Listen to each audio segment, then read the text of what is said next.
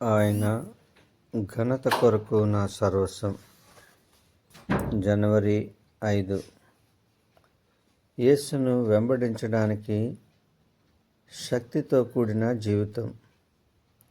యేసు, నేను వెళ్ళుచున్న చోటికి నీవు ఇప్పుడు రాలేవు, కానీ తరువాత వచ్చేదవని అతనితో చెప్పాను.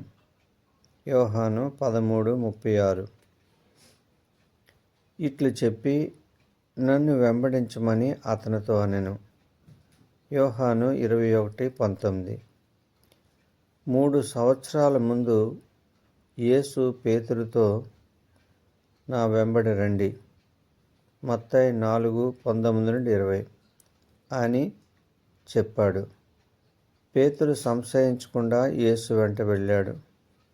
యేసు ప్రభావం పట్ల పేతురు ఆకర్షితుడయ్యాడు.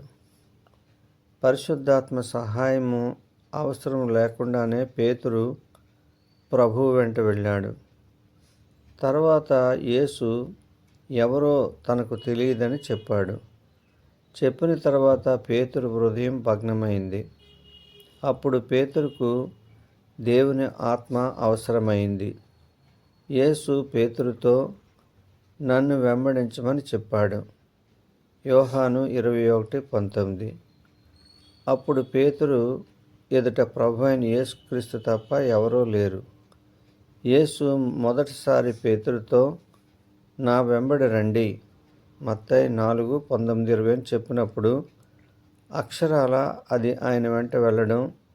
అయితే యేసు ఇప్పుడు పేతురులో అంతరంగంలో త్యాగాన్ని మరియు సమ్మతితో కూడిన సమర్పణను కోరుకుంటున్నాడు. యోహాను 21:18 చూడండి. ఈ 2 పిలుపుల మధ్య కాలంలో పేతురు యేసును తృణీకరించాడు. ఊరకనే తృణీకరించడం కాదు, ఒట్టి పెట్టుకుని తనను తాను శపించుకుని మరీ తృణీకరించాడు. మత్తయి 26:69-75 చూడండి.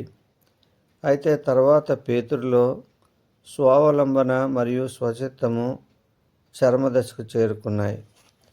పేతురు తనను తాను సమర్థించుకోవడానికి అతనికి ఏమీ మిగలలేదు.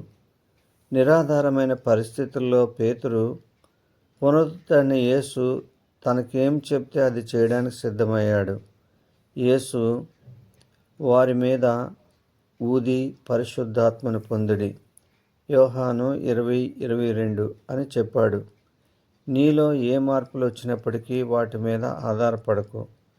ప్రభువైన యేసుక్రీస్తు మీద మరియు ఆయన అనుగ్రహించే పరిశుద్ధాత్మ మీద మాత్రమే ఆధారపడు. మనం చేసే వాగ్దానాలని, మన ప్రతిపాదనల్ని, మన కార్యశూరత్వాన్ని చివరకు మనమే వదిలిపెడతాం. కారణం, వీటిని నెరవేర్చే శక్తి మనకు లేదు. మన మనస్సు, మన శరీరము నిరాధారమైనవని మనం గుర్తించిన పిమ్మట మనము పరిశుద్ధాత్మను పొందగలం. పరిశుద్ధాత్మను పొందిడి, యోహాను 20:22. మనం పరిశుద్ధాత్మకు స్వాధీనమవ్వాలి. ఇదే శిష్యుడి ముఖ్య అవసరము. ఇప్పుడిక నీ జీవితాన్ని నడిపించేది నీవు కాదు, ప్రభువైన యేసుక్రీస్తు మాత్రమే.